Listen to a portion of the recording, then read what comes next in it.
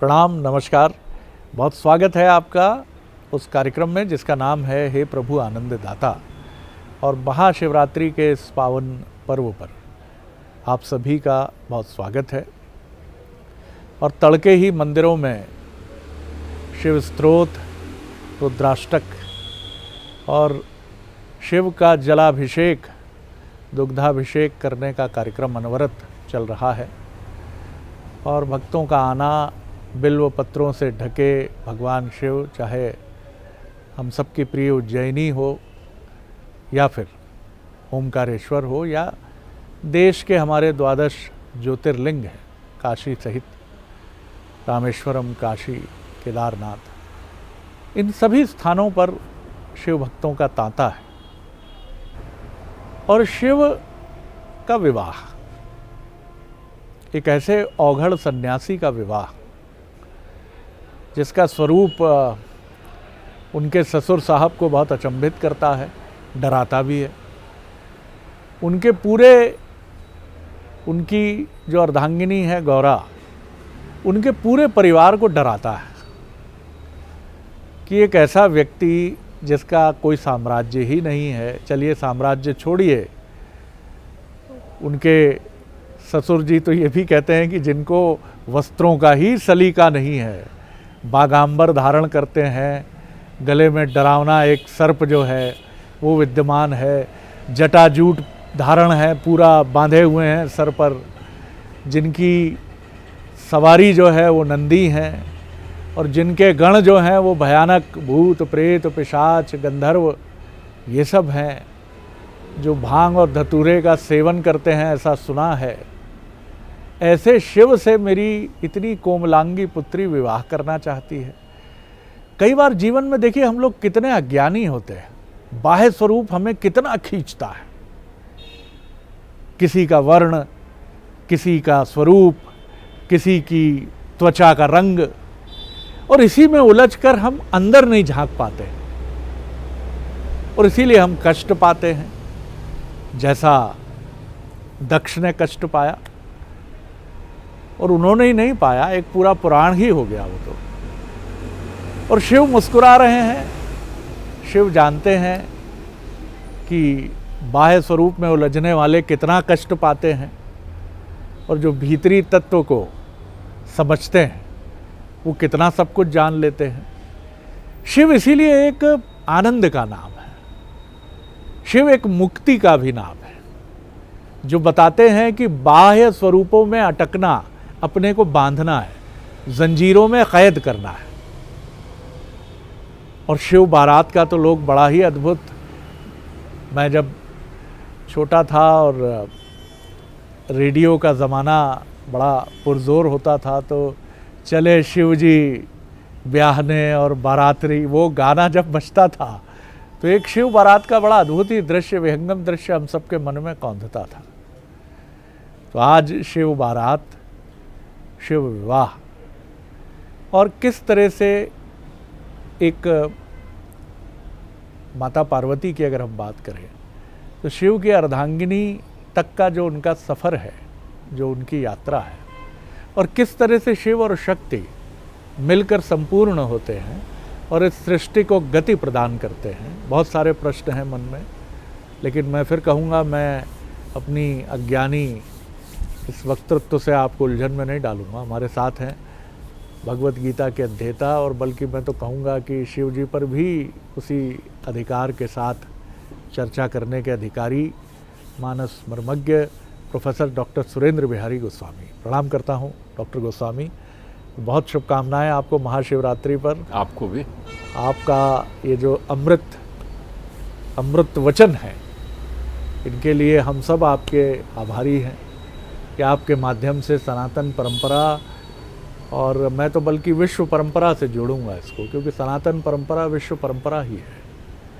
यहाँ धर्म गौण है, धर्म है ही नहीं, मनुष्यता और मनुष्यता केंद्रित अवधारणाओं का एक चिंतन है। आज महाशिवरात्रि पर आपका, भगवान शिव के विवाह पर, मैं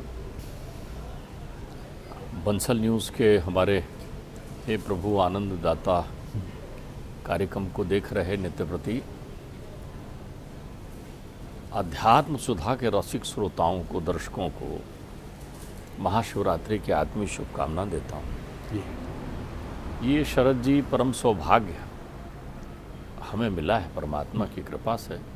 अब मोहि भा भरोसा हनुमंता, बिना हरि कृपा में लय नहीं संता। वाह, परमात्मा की कृपा होती है तो सत्संग होता है। क्या बात है, बिल्कुल ठीक है। और ऐसी ही कुछ अहेतु की कृपा हम जैसे अधम शरीर के व्यक्ति को मिली होगी, जी। जो हम आप बैठ कर के नित्य प्रति परमात्मा का चिंतन करता है। परमात्मा परमात्मा है, परमात्मा, इसीलिए परमात्मा शिव है। क्योंकि परमात्मा का स्वरूप शिव इसलिए है कि शिव निराकार भी हैं, साकार भी हैं, और साकार होते हुए भी निराकार है। वो महादेव है। परमात्मा के ऐसे दिव्य स्वरूप और लीलाओं का जितना चिंतन मनन करो तो श्रवण करने मात्र से अंतर्चित्त शुद्ध होता है। आपकी जो नित्य प्रति कार्य करने की शैली है उसमें एक विशेष रस की अभिवृद्धि होती है। आपके जीवन में उत्साह आ जाता है, आपका मन उदासीन नहीं होता। तो आज शिव चरित्र में महाशिवरात्रि के इस पर्व पर आपने जो चिंतन का विषय लिया है वो अति उत्तम है। मैं तो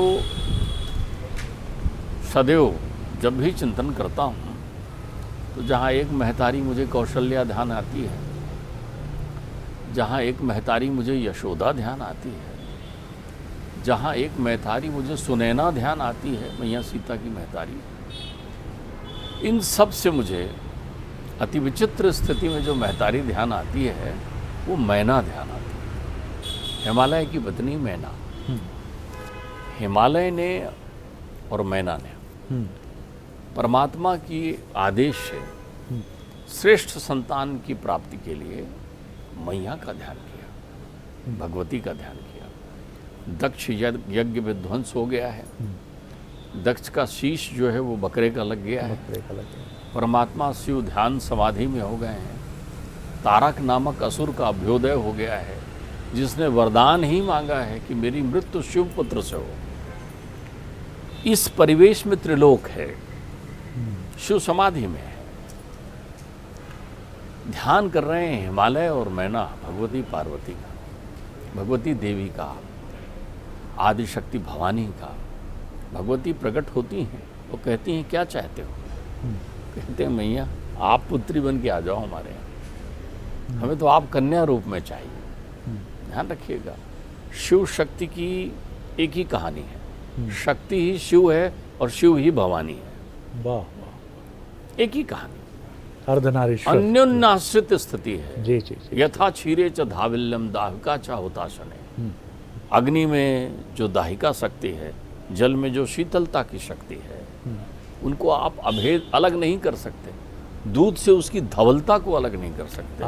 तो शिव से पार्वती को विरक्त नहीं कर सकते, क्योंकि शिव से पार्वती के विरक्त होते ही वो शव हो जाएंगे। वो शिव हैं ही इसलिए कि मैया उनमें समाहित है। तो वो चाहते हैं कि मैया का प्रकाट्य हो। मैया उन्हें वरदान देती हैं और कहती हैं कि मैं तुम्हारे यहाँ आऊँगी, त्रिलोक के कल्याण के लिए आऊँगी, त्रिलोकपति का वरण करने के लिए तुम्हारे यहाँ आऊँ। लेकिन ध्यान रहे, मेरी इच्छा के विरुद्ध कोई आचरण न करना, वरना मैं अंतर्ध्यान हो जाऊँगी। तो मैया अपने जन्म से पहले ये मनोरथ लेकर आई हैं, प्रकट हुई हैं जैसे ही, कि जो मैया चाहेंगी वही उनके जीवन में होगा। तो मैया का जब प्रकाट्य हो गया, दिव्य बालपन उनका, उसका आनंद मैना ने लिया। लेकिन मैना उस दिन बहुत देर तक अपने आनंद को नहीं समाहित कर पाई। जब ऋषि नारद का प्रवेश उनके यहाँ हुआ, ऋषि नारद आए, तो ऋषि नारद वहाँ से चले ही इसलिए हैं कि मैया के दर्शन कराऊं। अब त्रिलोक को विदित है कि मैया ने अवतार ले लिया है, तो सारे लोग आ रहे हैं मिलने, दर्शन करने के लिए। तो ऋषि नारद भी आए। एक छबीली सी बालिका वहाँ से नारद जी की ओर कनखियों से देख रही है। नारद जी ने देखा, प्रणाम किया मैया को, चरण वंदन किया, प्रणाम है। उन्होंने कहा महाराज आप तो भविष्यवक्ता हैं, त्रिकालदर्शी हैं, जरा इसका हाथ देखकर बताइए। देखिए साहब, ये हाथ देखने की प्रक्रिया सब जगह है। सीता जी भी हाथ दिखा रही हैं, हाँ, रुक्मणी जी भी हाथ दिखा रही हैं, और सबका हाथ नारद जी ही देखते हैं। तो नारद जी ने जैसे ही उनका हाथ देखा तो प्रसन्न तो हुए, लेकिन लोकाचार में थोड़ा चेहरा शिथिल कर लिया। बोले क्या हुआ महाराज? बोले जोगी जटिल अकाम मन, नगन अमंगल वेश, और अस स्वामी यही कर मिली, और पड़ी हस्त अस रेख। अब आप किसी महतारी को सर्वांग सुंदरी बच्ची के संबंध में वर की भविष्यवाणी कर रहे हो, और वो बड़े आदर से धन धान लिए हुए हाथ जोड़े हिम हिम के साथ जो है मैना खड़ी हो, और आप उससे कहें कि जोगी मिलेगा इसको। जोगी नहीं, जटिल भी मिलेगा, जटाधारी होगा, और तो और अकाम होगा। काम होगा ही नहीं उसके जीवन में। कमाल, काम होगा ही नहीं उसके जीवन में। प्रणाम है नारद जी को जी। और नगन अमंगल वेश, ओहो, वो तो दिगंबर रहेगा, अमंगल वेश धारण करेगा, सर्प वर्ग इत्यादि लटकाए रहेगा, भस्मीभूत रमाए रहेगा, ऐसा अमंगल वेश, मतलब जिसको देखने का धर्म नहीं है ऐसा वेश। और अस स्वामी यही कर मिली, और परी हस्त असलेख। तो कहते हैं महाराज ये आप बोल क्या रहे हो? बोले राई घटे न तिल बढ़े, जो जस लिखी ललार। रोने लगी मैना, ऐसा क्या अनर्थ किया है हमने जो ऐसा स्वामी मिलेगा? तब वो सिद्धांत बताते हैं कि सुनो मैया, समरथ को नहीं दोष गुसाई। मैं एक विधा बता रहा हूं जिससे जितने अवगुण तुम्हें गिनाए हैं वो सब गुण बन जाएंगे। बोले क्यों? जोगी जगत के स्वामी मिलेंगे इसको। जटिल, जिनके पास कोई भी जटिलता नहीं होगी, परम सरल सहज स्वभाव मिलेंगे। अकामी, काम जिनकी सेवा में होगा। नगन, जिनका दिव्य स्वरूप होगा, कर्पूर गौरम होंगे, ऐसे दिव्य स्वरूप। और अमंगल, उनके नामामृत के नाम मात्र से, स्मरण मात्र से चारों ओर मंगल हो जाएगा। नाम सुमर मंगल दिस दस हो, चारों तरफ मंगल ही मंगल हो जाएगा, अमंगल हट जाएगा। और बोले उदासीन, बोले वो संसार से उदासी का हरण करने वाले हो जाएंगे। किसी भी मुखमंडल में उनके सानिध्य में उदासी नहीं रहेगी। बोले ऐसे कौन हो जाएंगे? बोले जिनके लिए उल्टा सीधा एक हो जाएगा। शिव, भोले भंडारी, महादेव। आप मैना को बड़ी आनंद की अनुभूति हुई कि अच्छा महादेव। देखिए महादेव के प्रत्यक्ष दर्शन मैना ने नहीं किए। 8 वर्ष की बालिका हैं पार्वती मैया, 8 वर्ष की, ध्यानस्थ समाधिस्थ बैठे हैं। हिमालय ने उनके लिए प्रार्थना की कि आप यहीं तपस्या करिए। हिमगिरी के शिखर पर तपस्या कर रहे हैं शिव जी। वो अपनी बिटिया की वो हाथ पकड़ कर ले जाते हैं वहाँ। बिटिया कहती मुझे तो शिव जी को देखना है। वो ले जाते हैं बिटिया। बिटिया दिव्य दर्शन करते हैं, शिव जी ध्यानस्थ हैं। मैया की आहट सुनते हैं छम छम पायल की, तो उनके नेत्र खुल जाते हैं।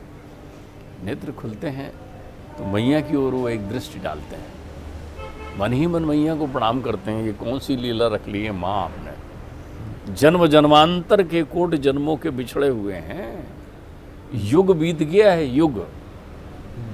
ध्यान रखिए, कहाँ वो त्रेता युग जहाँ राम थे, और कहाँ वो फिर से चलते आने वाला अनवरत युग। कोटि कल्प बीत गए हैं, कई ब्रह्मा चले गए हैं, इतनी देर समाधिस्थ हैं शिव जी। तब मैया के दर्शन का सौभाग्य मिल रहा है। बोले कहिए हेमराज जी आप कैसे आए? बोले महाराज मैं जानता हूँ कि जहाँ आप ध्यान करते हैं वहाँ आसपास कोई नहीं पहुँच सकता, लेकिन मेरी बिटिया सेवा करना चाहती। वो कहती कि यहाँ वहाँ पड़े हुए कचरे को साफ करेगी, आपकी सेवा करेगी। छोड़ दो। बोले शिव ध्यान में है और उनके ध्यान में सेवा कर रही है। वो चारों तरफ रख रखाव देख रही हैं, शिव जी की सेवा कर रही हैं। मैया ने वहाँ से शिव के दर्शन किए हैं। ध्यान रखिए, घर आती हैं तो कहती हैं मैं विवाह शिव से करूँगी, मेरे तो स्वामी वही होंगे। तप करने बैठती है। इतना विहंगम तप किया है मैया ने कि मैया जैसा तप तो न हुआ था, न होगा, न हो पाएगा। 1000 वर्ष तक केवल कंदमूल फल खाकर रहती है। 300 वर्ष तक सूखे हुए बिल्व पत्रों का को ग्रहण करती हैं और 100 वर्ष तक केवल वायु ग्रहण करती हैं। उनके अखंड तप को देखकर देवता जो हैं वो नाना प्रकार के उपक्रम करने लगते हैं। और इस मध्य शिव त्रिनेत्र खोलकर कामदेव को भस्म कर देते हैं। अब संसार काम विहीन हो गया है, कामदेव अनंग हो गए हैं। संपूर्ण संसार में काम दृष्टि खत्म हो गई, अनंग हो गए हैं कामदेव। अब उनका जन्म मिलेगा जब प्रद्युम्न के रूप में, तब वो अंगवान वाले होंगे, तब उनका शरीर मिलेगा। रति भी तपस्या में है। उनकी परीक्षा लेने के लिए सप्तऋषि आते हैं। सप्तऋषि कहते हैं, मैया ये क्या तप कर रही हैं आप, किसके लिए तप कर रही हैं? शिव जी के लिए। वो नारद तो बोले स्वभाव से ही झूठा है, उसकी कोई भविष्यवाणी सच नहीं होती, आप उसकी भविष्यवाणी को ध्यान करके मत तप करिए। बोले शिव से अमंगलकारी कोई है ही नहीं।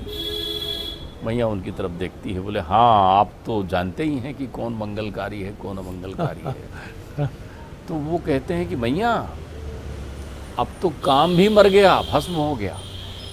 मैया ठिठकती हैं, प्रणाम करती हैं ऋषियों को। कितनी सुंदर बात आपने कही कि अब तो काम भी मर गया, मतलब इसके पहले शिव जी कामी रहे होंगे, काम मरने के बाद वो अकामी हुए हैं। चुप हो जाते हैं। उनसे कहते हैं कि मैं आपका सम्मान करती हूँ, लेकिन मैं अपने परमात्मा का अपमान नहीं सुन पाऊँ। इससे पहले कि मेरे अंतर्चित्त में आपके प्रति कोई प्रतिलोम दृष्टि उत्पन्न हो, आप प्रस्थान करें। दंडी स्वामी का रूप बना करके भगवान विष्णु पहुंचते हैं। भगवान विष्णु वहाँ पर हरि के संकीर्तन करते हैं, बताते हैं कि हरि कितने हैं, त्रिलोकपति हैं, क्या हैं, कितनी चीज़ें सुनाते हैं। वो माया दिखाते हैं, लेकिन मैया को माया का कोई अंतर नहीं। तब परमात्मा शिव उन्हें दर्शन देते हैं। देवताओं के विशेष आग्रह पर ब्रह्मा विष्णु, भगवान विष्णु तो जो है वो पूरी चाकरी में हैं कि परमात्मा कृपा हो देवताओं पर। वो तारकासुर बैठा हुआ है। बहुत आग्रह जब भगवान विष्णु करते हैं वो प्रत्यक्ष दर्शन देते हैं और पार्वती को कहते हैं कि तथास्तु, मैं तुम्हारी मनोकामना पूर्ण करूंगा। अब हर्ष, चारों ओर हर्ष का वातावरण, तब भी शिव ही हैं। देखिए, आपने कभी मुझसे पूछा था कि उनके जीवन में जटिलता क्या है, तो मैंने आपसे कहा था कि केवल जटा छोड़कर कोई जटिलता नहीं। लेकिन वो तपस्वी हैं, योगी हैं। तप अगर आप करने बैठे हैं शिव के लिए, तो आपकी तपस्या की प्रत्येक प्रक्रियाओं में वो आपका ध्यान रखेंगे कि आपका तप पूर्ण हो। यहाँ विवाह की तैयारी चल रही है और वहाँ बाबा जो हैं वो जोगी का स्वरूप बना करके और वहाँ आते हैं। आप देखिए कुतूहल कितना सुंदर है, चिंतन करिए आप। ऐसे नहीं रात्रि में जागते, रात्रि कौन कौन से स्वरूप लेकर आती है आपकी परीक्षा लेने के लिए। मैया के पास आते हैं और बढ़िया उन्होंने दिव्य योगी का रूप ले रखा है और आकर के वहाँ वो भगवान श्री हरि का संकीर्तन करते हैं। वो बताते हैं कि कैसे हैं परमात्मा हरि। विष्णु की माया बताते हैं, उनके अवतरण, उनके अवतारों की कथा सुनाते हैं। वो ये भी बताते हैं कि उनके ही स्वरूप की मानसिक ध्यान धारणा जो है भगवान शिव करते हैं, रामत्व की धारणा करते हैं। वो सब सुनती हैं भैया। मैना जो है जब उनके मुखार बिंद से सुनती हैं कि शिव के संबंध में इतनी बात ये बता रहे हैं, तो मैना कहती मैं ना करूं शादी। तब मैया पार्वती उठती हैं अपने स्थान से, वो कहती हैं योगी तुम्हें प्रणाम है, लेकिन ध्यान रखना अकिंचन मेरे शिव के केवल एक किंचित स्वरूप के बराबर भी ब्रह्मांड नहीं है कोटि। शिव वहाँ प्रसन्न होते हैं उस परीक्षा से। शिव बारात का आपने चिंतन किया है तो मुझे लगता है कि ये ऐसा अथाह सागर है आनंद का कि कहाँ से शुरू करें, कहाँ समय पूरा करें, और हमारे पास समय सीमित है। शिव की बारात में सुर भी हैं असुर भी, दोनों आए हैं। दोनों, राजा बलि भी शिव की बारात में है तो इंद्र भी शिव की बारात में है। आचार्य शुक्र विद्यमान है, भृगुकुल वंशी तो बृहस्पति विद्यमान है उनकी बारात में। शिव की बारात में देवासुर की, जैसे देवासुर संग्राम की स्थिति होती है, वैसा देवासुर के आलिंगन की स्थिति यदि आपको देखना है कि दोनों एक ही तत्व हैं, तो शिव तत्व में समाहित होकर के देखिए, वहाँ एक दिख रहे हैं, अलग अलग वेशभूषा के। वहाँ तो ऐसा था कि जो बारात देखने शिव की पहुँचे, तो वहाँ तुलसी बाबा लिखते हैं कि वो युवा कहते हैं, जाओ बुजुर्ग लोगों से कहते हैं, तुम्हें ही देखाओ, अब तुम्हारी उम्र हो गई है, अगर तुम जीवित लौटे तो हम जाएंगे देखने के लिए, अभी तो हम युवा हैं, हम क्या करेंगे जाकर देखने। तो इतना विस्मयकारी, इतना विहंगम दृश्य शिव की बारात का है। नंदी पर बैठे हुए भगवान विष्णु की आज्ञा से शिव जी ने इस विवाह परंपरा का शुभारंभ किया है। तभी तो हम वही सब नेंग करते हैं जो शिव पार्वती में हुए हैं, वही विवाह संस्कार बने हैं। पहली बार उन्होंने निवेदन किया कि आप एक ऐसी सूत्र परंपरा, एक वैवाहिक संस्कार को प्रारंभ करिए कि आपका अनुसरण करें लोग। तो शिव जब इस स्वरूप में द्वारचार के लिए पहुंचते हैं, चारों तरफ हाहाकार मच चुका है, घर घर में कोई सामने प्रकट नहीं हो रहा है, तब भी समझाकर नारद जी और ऋषियों की पत्नी अनसुईया समझा रही है, सारे लोग वहाँ पहुँच गए हैं, नाना प्रकार के सप्त ऋषियों की पत्नियाँ घेर करके कि चलो चलो चलो शिव का स्वागत करो। भगवान विष्णु को वो देखती हैं दूर से, तो उनको लगता है यही शिव जी चले आ रहे हैं। वाह, ऐसा स्वरूप तो शिव का ही होगा समझते हैं। जी। भगवान विष्णु आकर उनको प्रणाम करते हैं और अंदर प्रस्थान करने लगते हैं। तो वो कहती हैं ये शिव जी नहीं है, वहाँ इंद्र चले आ रहे हैं अपने स्वरूप में, दिक्पाल चले आ रहे हैं अपने स्वरूप में, अश्विनी कुमार चले आ रहे हैं अपने स्वरूप में। सबके दिव्य रूप को देखती तो कहती दूल्हा कहाँ है। जब भगवान आते हैं तो उनका श्रृंगार तो और विहंगम बन चुका है। तो जब शिव को देखती हैं शेषनाग के श्रृंगार में और परमात्मा को देखती हैं तो बेहोश हो जाती हैं, मैना बेसुध हो जाती है और उठकर कहती है, मैना का क्या हट है, एक महतारी की क्या लीला है। वो कहती हैं, चाहे मेरी लड़की जीवन भर कुंवारी रहे, मैं तो शिव के साथ विवाह ही नहीं करूं। आप देखिए महतारी का हट देखिए, वहां पर क्या लाड़ है। शिव को मना कर रही है कि ये बारात लौटा ले, मेरे को नहीं करना है, विवाह नहीं। अरे हिम समझा रहे हैं, भगवान विष्णु समझा रहे हैं, ब्रह्मा समझा रहे हैं। तब परमात्मा के निवेदन पर, भगवान विष्णु के निवेदन पर परमात्मा पहली बार अपने विहंगम बाह स्वरूप का दर्शन कराते हैं। कर्पूर गौरम करुणावतारम संसार सारम भुजगेंद्रहारम सदा वसंतम हृदयारविंदे भवम भवानी सहित। बहुत सुंदर, बहुत सुंदर। और शिव अनंत, शिव कथा अनंता। और जब प्रोफेसर गोस्वामी कह रहे थे तो मैं आज के दौर में अगर राजनीतिक तौर पर देखूं तो गठबंधन की किसी आदर्श सरकार की कल्पना थी कि इधर राजा बलि बधाई दे रहे हैं इंद्र को और इंद्र बधाई दे रहे हैं उन्हें कि आओ शिव की बारात में स्वागत है। इधर असुरों के ऋषि शुक्राचार्य हैं अपने विशिष्ट अंदाज में, तो उधर शांति के साथ बृहस्पति हैं, प्रणाम करता हूँ शुक्राचार्य। आप देखिए शिव मिला भी देते हैं। शिव कहते हैं मेरे लिए कोई निषेध नहीं है। और सबसे सुंदर बात, सबसे सुंदर बात, शिव की वो कल्पना जो अर्धनारीश्वर है। हम विवाह के गठबंधन में प्रवेश तो करते हैं, लेकिन अगर जो पुरुष स्त्री नहीं हो पाता, यानी स्त्री के तत्व को अनुभूत करने के लिए स्त्री में प्रवेश नहीं कर पाता, वह अधूरा है। शिव ये भी संदेश देते हैं। और जो स्त्री पुरुष के तत्व में प्रवेश करके पुरुष के तत्व को नहीं अनुभूत कर पाती, वो भी अधूरी है। अर्धनारीश्वर, नटराज, नटराजन, अद्भुत है शिव साहब, अद्भुत है। क्या कहूँ, भावातिरेक शब्द नहीं है। और यही वो शिव है जो आदिदेव हैं, जो देवाधिदेव हैं, जो महादेव हैं। तो प्रणाम करिए और दिन भर पूजा अर्चना का क्रम आगे रखिए और भूल जाइए कि जिस भी धर्म परंपरा मान्यता के व्यक्ति हों आप, ईश्वर की अनादि अखंड एक ही ज्योति है। प्रणाम करते हुए आगे बढ़िए। आनंद आ गया। लेकिन अब ये थोड़ी देर का ये क्षण तो ऐसा था, गोस्वामी जी वहाँ ले गए कि ऐसा लगा कि शिव बारात की एक झलक मैं भी देख कर लौटा हूँ। प्रणाम करता हूँ आपको प्रोफेसर गोस्वामी। प्रणाम, नमस्कार।